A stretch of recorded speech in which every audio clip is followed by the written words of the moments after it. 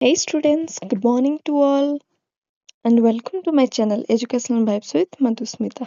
Okay, ଆଜି ଆମେ ଅଷ୍ଟମ ଶ୍ରେଣୀର ସାହିତ୍ୟ ବହିର ପ୍ରଥମ ବିଷୟ ଏକ ସୁନ୍ଦର କବିତା ଆସ ଉତ୍କଳୀୟ ବିଷୟର ପ୍ରଶ୍ନ ଉତ୍ତର ଡିସ୍କସ୍ କରିବା ହେଲା। ଟାଇମ୍ ୱେଷ୍ଟ ନ କରିକି ଚାଲ ଯିବା ଏହି ବିଷୟର କ୍ୱେଶ୍ଚିନ୍ ଆନ୍ସରକୁ ଡିସ୍କସ୍ କରିବା। ଓକେ, ତ ପ୍ରଥମ ନମ୍ବର କଣ କହୁଛି? ଏକ ନମ୍ବରରେ କଣ କୁହାଯାଉଛି ନା ନିମ୍ନଲିଖିତ ପ୍ରଶ୍ନ ଗୁଡ଼ିକର ଠିକ୍ ଉତ୍ତର ପାଖରେ ତାରା ଚିହ୍ନ ଦବା। ଗୋଟିଏ କ୍ୱେଶ୍ଚିନ୍ କିଛି ଅପସନ୍ସ ଦେଇଛି ବା କିଛି ସମ୍ଭାବ୍ୟ ଉତ୍ତର ଦେଇଛି, ତାଙ୍କ ଭିତରୁ କୋଉଟା ଠିକ୍ ହବ ଆମେ ତାକୁ ବାଛିକି ତା ପାଖରେ ଷ୍ଟାର ଚିହ୍ନ ଦବାର ଅଛି। ଓକେ, ତ ପ୍ରଥମ କ୍ୱେଶ୍ଚିନ୍ ହଉଛି ଏ ଦେଶ ଜାତିର ପୂର୍ବ କଥା, ଏହି ପଦରେ ଥିବା ପୂର୍ବ କଥାଟିରେ କେଉଁ କଥା ପ୍ରକାଶ କରୁଛି? ଅପସନ୍ସ ହଉଛି ଅତୀତର ଗୌରବ କଥା, ନା ଐତିହାସିକ କଥା, ନା ସୃଜନଶୀଳ କଥା, ନା ବୈଜ୍ଞାନିକ ଚିନ୍ତାଧାରା କଥା। ଏହାର ଆନ୍ସର ସବୁ ଅତୀତର ଗୌରବର କଥା। ଏଇ ଗୋଟେ ହବ ଆର ଆନ୍ସର। ଆରି ପାଖରେ ଷ୍ଟାର ଚିହ୍ନ ତୁମେ ମାନେ ଦେବ ହେଲା। ତାପରେ ନେକ୍ସଟ କ୍ୱେଶ୍ଚିନ୍ 2 ନମ୍ବରକୁ ଦେଖିବା କଣ ଦେଇଛି। କବିତାର ବିଷୟବସ୍ତୁ ନିମ୍ନଲିଖିତ କେଉଁ ପ୍ରସଙ୍ଗ ଉପରେ ଆଧାରିତ ହେଉଛି? କେଉଁ ପ୍ରସଙ୍ଗ ଉପରେ? ନା ଦେଶର ପ୍ରଗତି, ନା ଦେଶର ଅର୍ଥନୀତି, ନା ଦେଶର ଅଲିଭା କାହାଣୀ, ନା ଦେଶ ପାଇଁ ଉତ୍ସର୍ଗୀକୃତ ଭାବନା। ଆଙ୍କ ଭିତରୁ କୋଉଟା ହବ? ନା ଦେଶର ଅଲିଭା କାହାଣୀ ଏହାର ଉତ୍ତର ହବ ହେଲା। ତାପରେ 3 ନମ୍ବର ଦେଖିବା କଣ ଦେଇଛି। ସେ ପୁଅ ମହିମା ହେବ କି କଳି, ଏହି ପଦରେ ସେ ଶବ୍ଦ କାହା ପାଇଁ ବ୍ୟବହୃତ ହେଉଛି ହେଲା। ଅପସନ୍ସ ହଉଛି ବକ୍ସି ଜଗବନ୍ଧୁ, ନା ଧର୍ମପଦ, ନା ଗୋପବନ୍ଧୁ, ନା ବାଜି ରାଉତ। ଏହାର ଆନ୍ସର ହବ ଗୋପବନ୍ଧୁ। ସେର ଅର୍ଥ ହେଉଛି ଗୋପବନ୍ଧୁ ହେଲା। ନେକ୍ସଟ 4 ନମ୍ବର, ମୁକ୍ତି ପଥରେ ସୈନିକ ବୋଲି କବିତାରେ କାହାକୁ କୁହାଯାଇଛି? ଅପସନ ଚନ୍ଦନ ହଜୁରୀ, ଗୋପବନ୍ଧୁ, ଧରମା, ବାଜି ରାଉତ। ଆଙ୍କ ଭିତରୁ ଆନ୍ସର କଣ ହବ? ନା ବାଜି ରାଉତ ହେଲା। ଏଇ ପୋର୍ସନର କ୍ୱେଶ୍ଚନ ସରିଲା। ତାପରେ ଦେଖିବା ମିଳିମିଶି ଯୋଡ଼ିବା। ଏଠି କଣ କହିଛି ନା କବିତାରେ ମନୋନୀତ କିଛି ଧାଡ଼ି ବା ପାଦ କ ସ୍ତମ୍ଭରେ ଦିଆଯାଇଛି। ସେହି ପଦ ଗୁଡ଼ିକର ଅର୍ଥ, ଏଠି ପାଦ ଭୁଲ ଦେଇଛି, ପଦ ହବା କଥା ହେଲା। ସେହି ପଦ ଗୁଡ଼ିକର ଅର୍ଥ ବା ପ୍ରସଙ୍ଗ ଖ ସ୍ତମ୍ଭରେ ଦିଆଯାଇଛି। କ ସ୍ତମ୍ଭ ସହିତ ଖ ସ୍ତମ୍ଭର ଉପଯୁକ୍ତ ଅର୍ଥ ରେଖା ଚିହ୍ନ ଦ୍ୱାରା ଯୋଡ଼ିବା ହେଲା। ତ ପ୍ରଥମେ କହୁଛି 1 ନମ୍ବରରେ, ବକ୍ସି ଜଗବନ୍ଧୁ ଚନ୍ଦନ ହଜୁରୀ ଗଲେଣି ଉଭୟ ଅମର ପଥେ। ଏହାର ଅର୍ଥ କଣ ହବ? ନା ବକ୍ସି ଜଗବନ୍ଧୁ ଚନ୍ଦନ ହଜୁରୀ ସ୍ୱାଧୀନତା ସଂଗ୍ରାମ କରି ଅମର ହୋଇଛନ୍ତି। 2 ନମ୍ବର ହଉଛି ତୋଷାଳୀ ପ୍ରାନ୍ତରେ ଦିନେ ବହୁଥିଲା ସମରେ ବୀରର ରକ୍ତ ନଈ ହେଲା। ଏହାର ଅର୍ଥ କଣ? ନା ତୋଷାଳୀ ପ୍ରାନ୍ତର 2 ନମ୍ବରଟା ହବ। ତୋଷାଳୀ ପ୍ରାନ୍ତରେ ରକ୍ତର ନଦୀ ପ୍ରବାହିତ ହେଉଥିଲା ହେଲା, ରକ୍ତର ନଦୀ। 3 ନମ୍ବର ହଉଛି କଣ? ନା ଦରିଦ୍ର ଜନର ବନ୍ଧୁ ଗୋପବନ୍ଧୁ, ସେ ପୁଅ ମହିମା ହେବ କି କଳି। ଏହାର ଅର୍ଥ ହେଉଛି ଦରିଦ୍ର ଜନର ବନ୍ଧୁ ଗୋପବନ୍ଧୁଙ୍କ ମହିମା କାହାରି ସାଥିରେ କଳି ହେବ ନାହିଁ। 4 ନମ୍ବର ହଉଛି ବାଜି ରାଉତର ନାଁ ଲୁଚି ନାହିଁ, ମୁକ୍ତ ପଥର ସୈନିକ ସେହି। ଏହାର ଅର୍ଥ କଣ ହବ? ନା ମୁକ୍ତି ପଥର ସୈନିକ ବାଜି ରାଉତର ନାଁ ଏବେ ବି ଲୁଚି ଯାଇ ନାହିଁ ହେଲା। ତ ତୁମେ ମାନେ ଏହିପରି ତୁମ ବୁକରେ ଆନ୍ସର୍ସ କରିପାରିବ ହେଲା। ତାପରେ କ୍ୱେଶ୍ଚିନ୍ ଦେଖିବା କଣ ଦେଇଛି।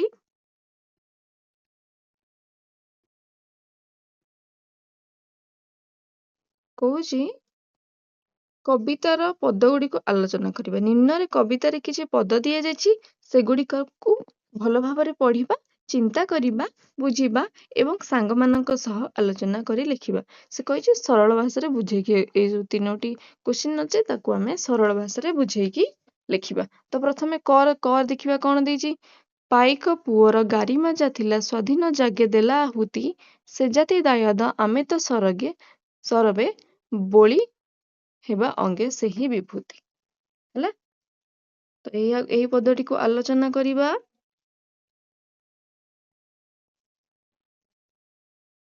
ନା ପାଇକ ପୁଅ ଏମିତି ଲିଖିବ ଡ ବିଭୂତି ହେଲା। ଯେତେବେଳେ ବି ସରଳଥ ଲେଖିବ ତ ଏଇପରି ଭାବରେ ଲେଖିବ। ତାପରେ କିଛି କେଉଁ ବିଷୟରୁ ଆସିଛି କିଏ ଲେଖିଛନ୍ତି ସେଇଟା ବି ମେନସନ କରିବାକୁ ପଡିଥାଏ। ତ ଲେଖିବ ଉକ୍ତ ପଦ୍ୟାଂଶଟି ପଠିତ ସାହିତ୍ୟ ବହିର ଆସ ଉତ୍କଳୀୟ ବିଷୟରୁ ଆସିଅଛି। ଏଠାରେ କବି କିଏ? ନା ବୀର କିଶୋର ଦାସ ପାଇକ ପୁଅ ମାନଙ୍କର ଦେଶପ୍ରେମ, ତ୍ୟାଗ, ସାହସ ଓ ଆଦର୍ଶକୁ ଜୀବନରେ ଗ୍ରହଣ କରିବାର ପ୍ରେରଣା ଦେଇଛନ୍ତି।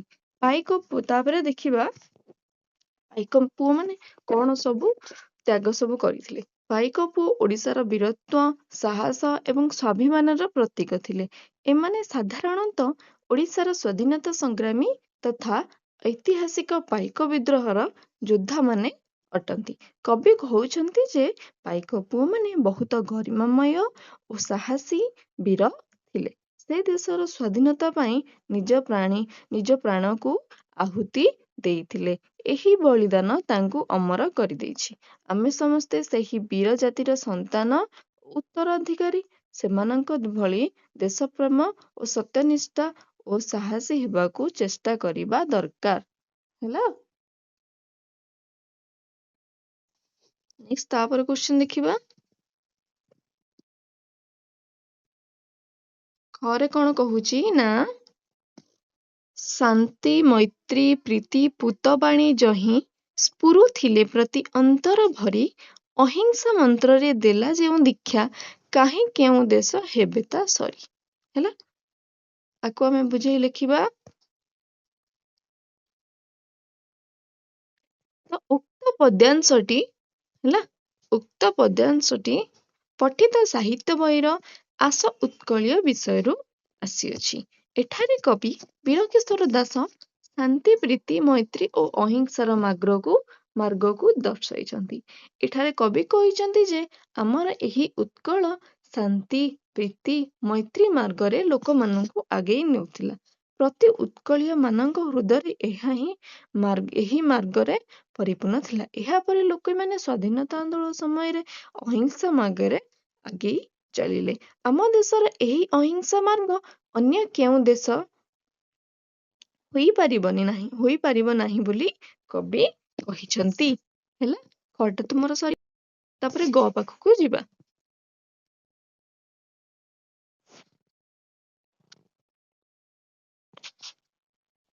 ଗ କଣ କହୁଛି ନା ଗରେ ଦିଆଯାଇଛି ତ୍ୟାଗ ଆଦରସ ଜାତିର ମହତ୍ୱ ଦେଶ ପାଇଁ ଦେଲା ନିଜକୁ ବଳି ଦରିଦ୍ର ଜନର ବନ୍ଧୁ ଗୋପବନ୍ଧୁ ସେ ପୁଅ ମହିମା ହେବ କି କଳି। ତ ଏହାକୁ ବୁଝାଇ ଲେଖିଲେ କଣ ହବ ନା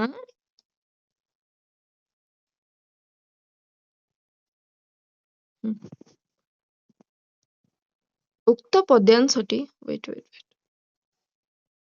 ଉକ୍ତ ପଦ୍ୟାଂଶଟି ପଠିତ ସାହିତ୍ୟ ବହିର ଉତ୍କଳୀୟ ବିଷୟରୁ ଆସିଅଛି। ଏଠାରେ କବି ବୀରକିଶୋର ଦାସ ଗୋପବନ୍ଧୁ ଦାସଙ୍କ ତ୍ୟାଗ, ଦେଶପ୍ରେମ, ଜନସେବା ଓ ମହତ୍ୱକୁ ସୁନ୍ଦର ଭାବରେ ଉପସ୍ଥାପନା କରିଛନ୍ତି। ତାପରେ ଦେଖିବା କଣ ସେ ଡିସ୍କସ କରିଛନ୍ତି ନା ଗୋପବନ୍ଧୁ ଦାସ ଆମ ଜାତିର ଗର୍ବ ମହତ୍ୱ ପ୍ରତୀକ ଥିଲେ। ତାଙ୍କର ଜୀବନ ତ୍ୟାଗ ସେବା ଓ ଉଚ୍ଚ ଆଦର୍ଶରେ ପୂର୍ଣ୍ଣ ଥିଲା। ସେ ନିଜ ସ୍ୱାର୍ଥ ସୁଖ ଓ ସୁବିଧାକୁ ତ୍ୟାଗ କରି ଦେଶ ଓ ଜନସାଧାରଣଙ୍କ ସେବାରେ ନିଜକୁ କଣ କରିଥିଲେ ସମର୍ପଣ କରିଥିଲେ। ଗୋପବନ୍ଧୁ ଦାସ ବିଶେଷ କରି ଦରିଦ୍ର ଦୁଃଖୀ ଓ ନିରାଶୟ ଲୋକମାନଙ୍କ ସତ୍ୟ ସାଙ୍ଗ ଥିଲେ। ସେମାନଙ୍କ ଦୁଃଖୀରେ ଦୁଃଖୀ ହେଉଥିଲେ ଏବଂ ସବୁବେଳେ ସହାୟତାର ହାତ ବଢାଉଥିଲେ। ଏହି କାରଣରୁ ତାଙ୍କୁ କଣ କୁହାଯାଉଥିଲା ଦରିଦ୍ର ଜନର ବନ୍ଧୁ ବୋଲି କୁହାଯାଉଥିଲା। ଦେଶର କଲ୍ୟାଣ ପାଇଁ ସେ ନିଜ ଜୀବନର ମଧ୍ୟ ବଳିଦାନ କରିବାରେ ପଛୁଆ ହୋଇନଥିଲେ। ତେଣୁ ଲୋକେ ତାଙ୍କୁ ଉତ୍କଳମଣି ଗୋପବନ୍ଧୁ ଦାସ ହେଲା।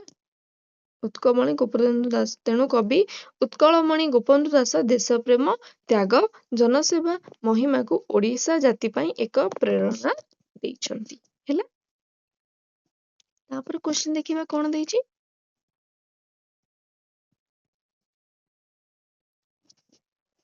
ବୁଝି ବିଚାରି ଲେଖ। କବିତାକୁ ଭଲ ଭାବରେ ପଢ଼ି ନିମ୍ନରେ ଦିଆଯାଇଥିବା ପ୍ରଶ୍ନ ଗୁଡ଼ିକର ଉତ୍ତର ଲେଖ। କ ଦେଇଛି ଏ ଦେଶ ଜାତିର ପୂର୍ବ କଥା। ଉକ୍ତ ଧାଡ଼ିରେ କେଉଁ ଦେଶ ଓ ଜାତିର ପୂର୍ବ କଥା ସମ୍ପର୍କରେ କୁହାଯାଇଛି ଏବଂ କାହିଁକି? ହେଲା, ଏହାର ଉତ୍ତର ହେଉଛି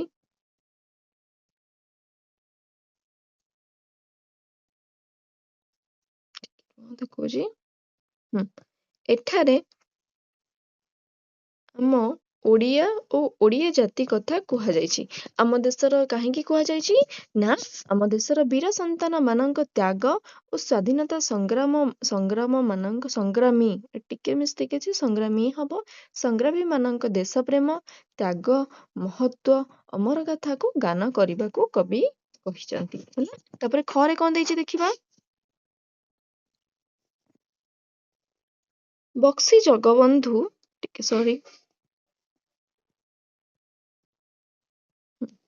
ବକ୍ସି ଜଗବନ୍ଧୁ ଚନ୍ଦନ ହଜୁରୀ କେଉଁ ପଥର ପଥିକ ଥିଲେ? କେଉଁ ପଥର ପଥିକ ଥିଲେ? ନା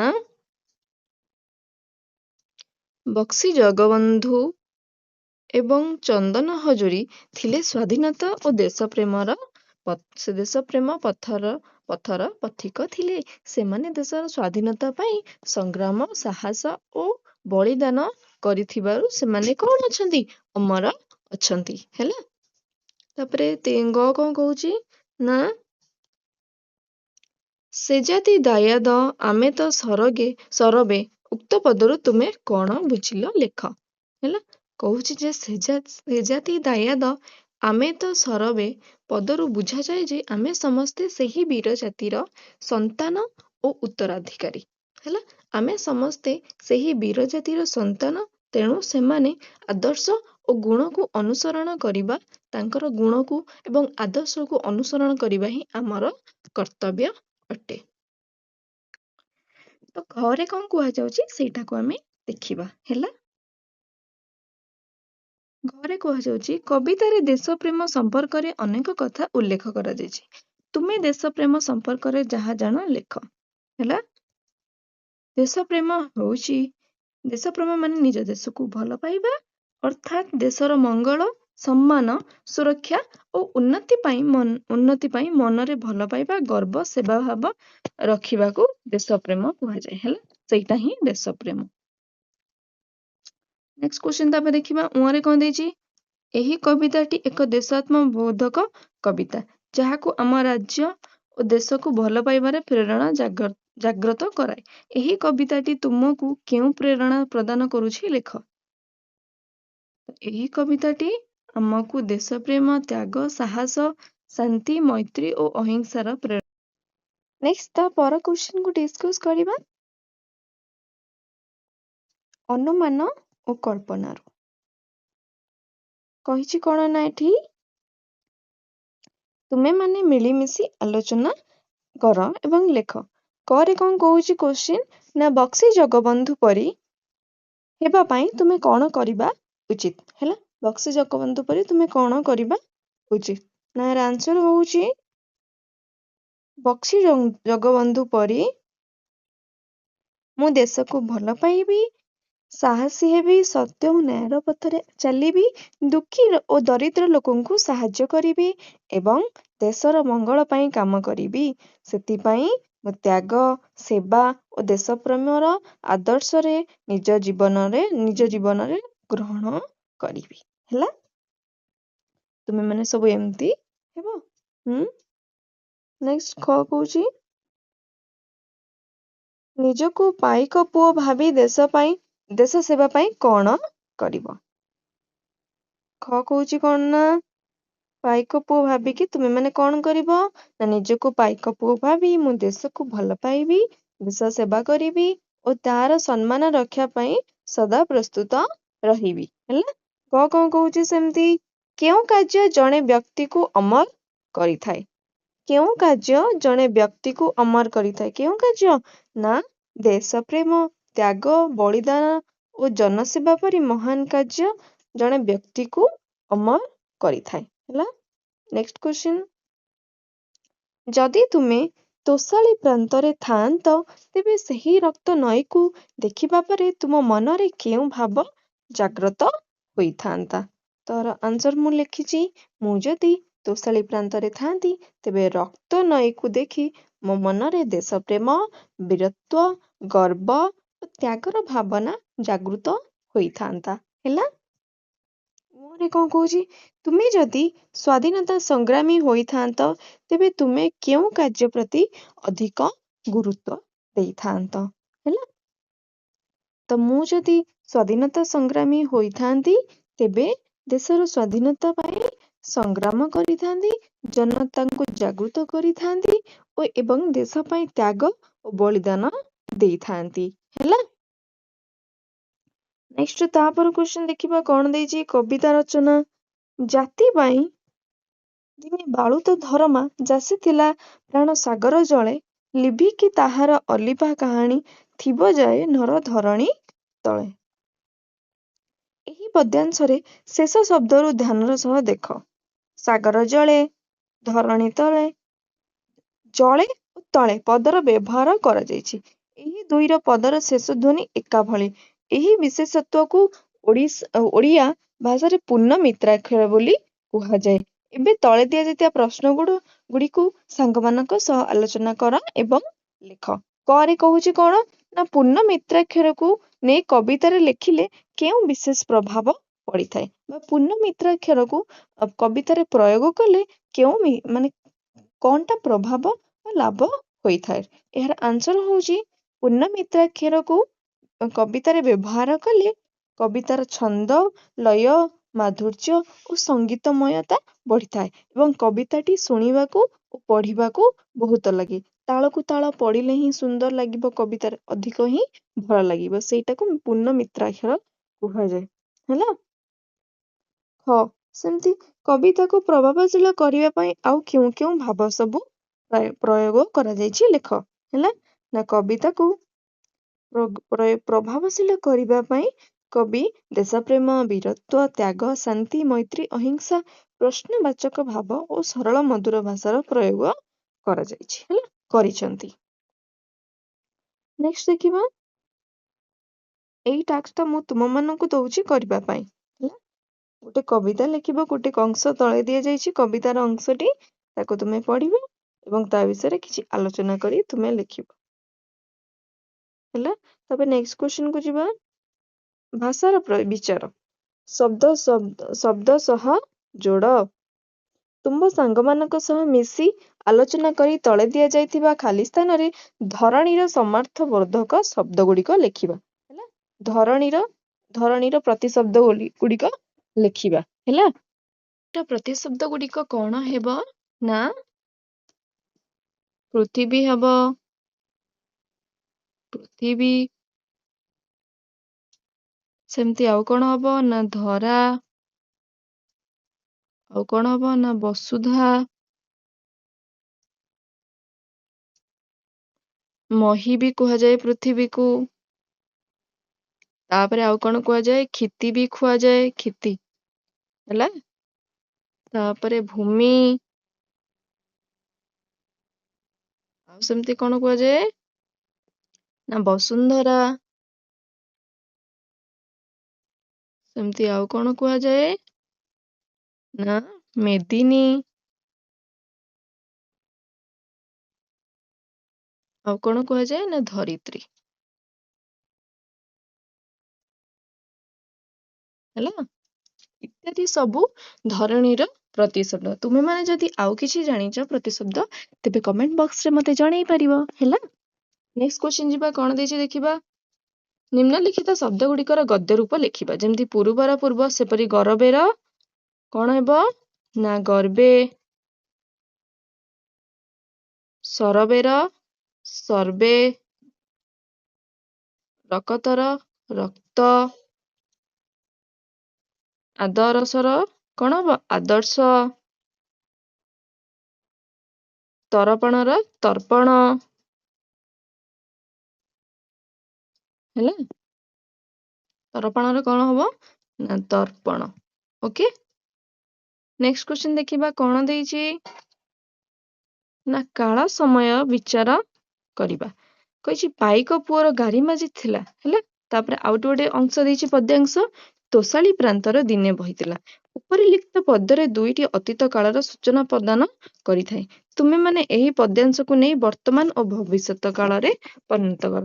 ଏଇ ଦୁଇଟି ଲାଇନ କଣ ଅଛି ନା ଅତୀତ କାଳରେ ଅଛି। ଏଇ ଦୁଇଟା ଲାଇନକୁ ଆମେ ବର୍ତ୍ତମାନ ଏବଂ ଭବିଷ୍ୟତ କାଳରେ ଲେଖିବା ହେଲା।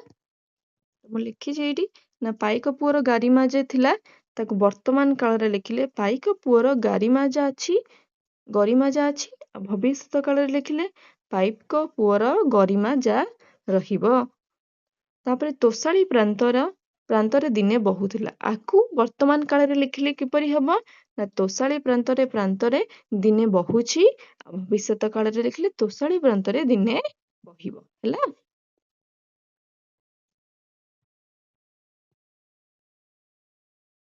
ନେକ୍ସଟ ଦେଖିବା ଆଉ କେତେ, ଆଉ ଲାଷ୍ଟ କ୍ୱେଶ୍ଚନ ଏଇଟା ତୁମର ନା କହିଛି ସମାନ ଅର୍ଥ ବୁଝାଉଥିବା ଶବ୍ଦ ପ୍ରତିଶବ୍ଦ। କବିତାରେ କିଛି ଶବ୍ଦ ନିମ୍ନରେ ଦିଆଯାଇଛି, ତା ତଳକୁ ଦିଆଯାଇଥିବା ସମାନ ଅର୍ଥ ବୁଝାଉଥିବା ଶବ୍ଦକୁ ଖୋଜି ଖାଲି ଘରେ ଲେଖିବା। ପୁଅର କଣ ହବ, ଏଇଠି ବକ୍ସରେ କିଛି ଦେଇଛି ତା ଦେହରୁ ବାଛିକି ଲେଖିବା ହେଲା। ପୁଅର କଣ ହବ ନା ପୁତ୍ର ହେବ, ଟିକେ ପୁଅର କଣ ହବ ନା ପୁତ୍ର ହବ। ଆଉ କଣ ହବ ନା ସୁତ ହେଲା, ସୁତ ହବ। ଓକେ, ତାପରେ ସେମିତି ନଈର କଣ ହବ, ନଈର ହେବ ତଟିନୀ, ଆଉ କଣ ହେବ ନା ସ୍ରୋତାସିନୀ, ସ୍ରୋତସ୍ୱିନୀ ହେଲା। ତାପରେ ସାଗରର ସେମିତି କଣ ହବ ନା ସାଗରର ସିନ୍ଧୁ ହବ। ଆଉ କଣ ହେବ ନା ପାରାବାର ହେଲା। ତାପରେ ସୈନିକର ସେମିତି କଣ ହେବ ନା ସିପାହୀ, ଆଉ କଣ ନା ଯବାନ।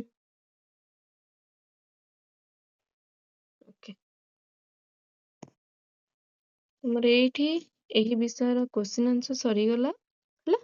ଯଦି କିଛି ଡାଉଟ୍ ଥିବ ମୋତେ କମେଣ୍ଟ ବକ୍ସରେ ପଚାରିବ। ଯଦି ଭିଡ଼ିଓ ଭଲ ଲାଗିଥିବ ଲାଇକ୍ କରିଦେବ। ଆଉ ମୁଁ ଟ୍ରାଏ କରିବି କି ମାନେ ନେକ୍ସଟ ବିଷୟର କ୍ୱେଶ୍ଚିନ୍ ଆନ୍ସର ସବୁ ଡିସ୍କସ୍ କରିବା ପାଇଁ ଏବଂ ପରଫେକ୍ଟ ଭିଡ଼ିଓ ପାଇବା ପାଇଁ ମୋ ଚ୍ୟାନେଲକୁ ସବସ୍କ୍ରାଇବ୍ କରିବ। ଓକେ, ତ ମୁଁ ଏଇ ଭିଡ଼ିଓକୁ ଏଣ୍ଡ କରୁଛି। ବାଇ ବାଇ ମାଇ ଫେଭରେଟ୍ ଷ୍ଟୁଡେଣ୍ଟ।